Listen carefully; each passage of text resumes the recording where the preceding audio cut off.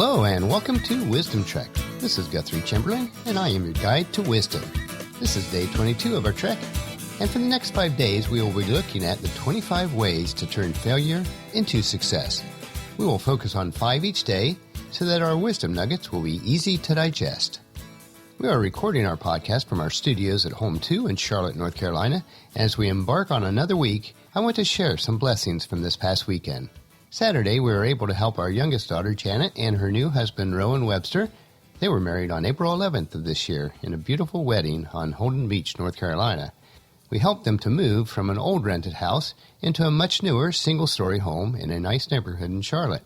And although the temps were in their mid-90s with high humidity, the day was enjoyable and we were able to get almost everything moved.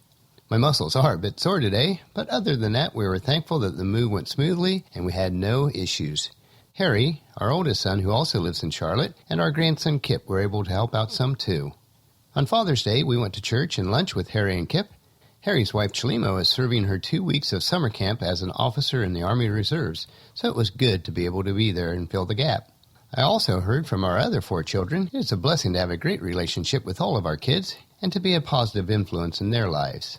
So let's head up the trail today on our Wisdom Trek and begin our investigation of how obstacles or failures, if applied correctly, can actually become our stepping stones for a successful journey.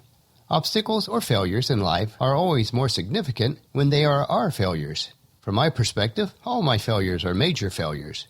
This reminds me of a saying that goes, minor surgery is when it's performed on someone else, major surgery is when it is performed on me.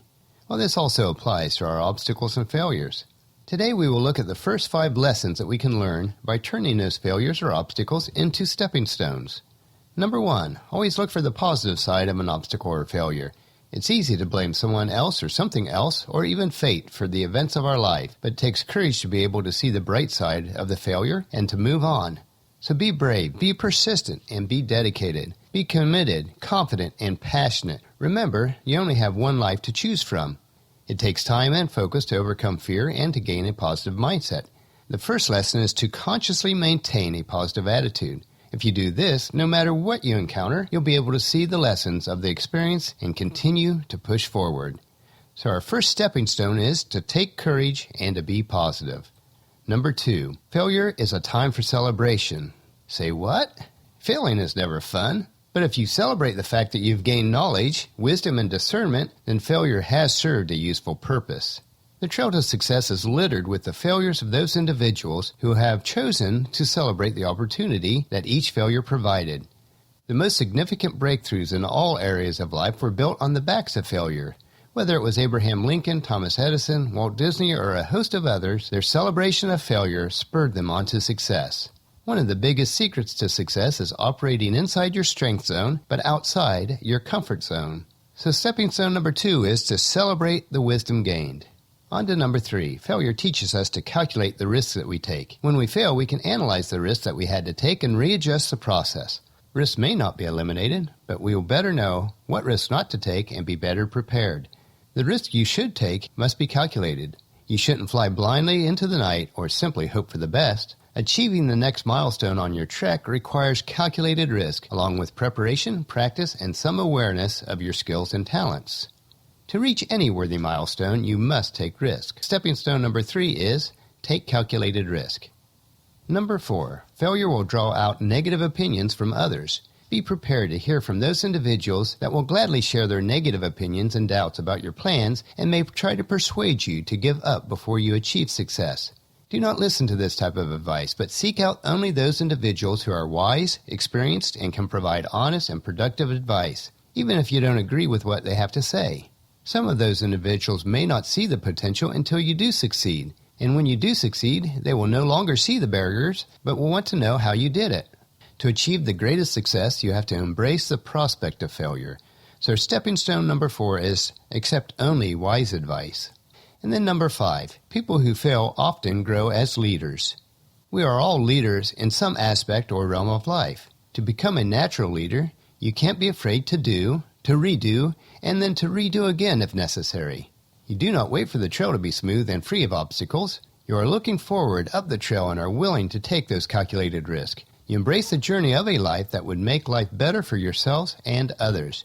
You are perfectly willing to slip and stumble at times in order to advance. You take responsibility for your failures and you learn from it. You have passion for what you do and improve on your failures and persist until you make a success of it. The sweetest victory is the one that is most difficult, the one that requires you to reach deep down inside, to struggle with every step that you take, to be willing to traverse the most precarious of trails without knowing what the path may be like once you reach the next mountaintop. So stepping stone number 5 is growth comes during times of difficulty. As we consider how failure can lead us to success this week, I'll bring out some observations from scriptures where failed attempts, through learning and wisdom, became great successes. Today, let's look at the story of Moses and his father-in-law, Jethro. This story can be found in Exodus 18, verses 13 through 18. And it reads like this. The next day, Moses took his seat to hear the people's disputes against each other. They waited before him from morning till evening. When Moses' father-in-law saw all that Moses was doing for the people, he asked, "What are you really accomplishing here? Why are you trying to do all this alone while everyone stands around you from morning till evening?" Moses replied, "Because these people come out to me to get a ruling from God. When a dispute arises, they come to me, and I am the one who settles the case between the quarreling parties. I inform the people of God's decrees and give them instructions." "This is not good," Moses' father-in-law exclaimed. "You are going to wear yourself out, and the people too. Your job is too heavy of a burden for you to handle all by yourself." In other words, Jethro was letting Moses know that in this situation he was failing at his task. But by learning from his advice, he can achieve success. We'll continue this story tomorrow to see the advice that Jethro gave to his son-in-law Moses, as we look at 5 more ways that we can turn failure into success. Well, that'll finish our podcast for today. Tomorrow, join us for Stepping Stones numbers 6 through 10 on our journey to turn failure into success. So please check in our camp tomorrow for another day of Wisdom Trek, Creating a Legacy. I encourage you to leave a discussion topic, comment, suggestion, or question about the podcast on the Contact Us page of our website or email me at guthrie@venturecg.com. We'd love to have the interaction from members of our Wisdom Trek team. And if you haven't done so already, please subscribe on iTunes or the player of your choice so that Wisdom Trek will be downloaded to you automatically each day. And please leave us a rating on iTunes or Stitcher. This will mean so much to you so we'll know how we're doing and how we can serve you better. And I thank you for that. As we take our trek together, let us always live abundantly or fully, love unconditionally, listen intentionally, learn continuously, lend to others generously, lead with integrity, and leave a living legacy each day. This is Guthrie Chamberlain reminding you to keep moving forward, enjoy the journey, and create a great day.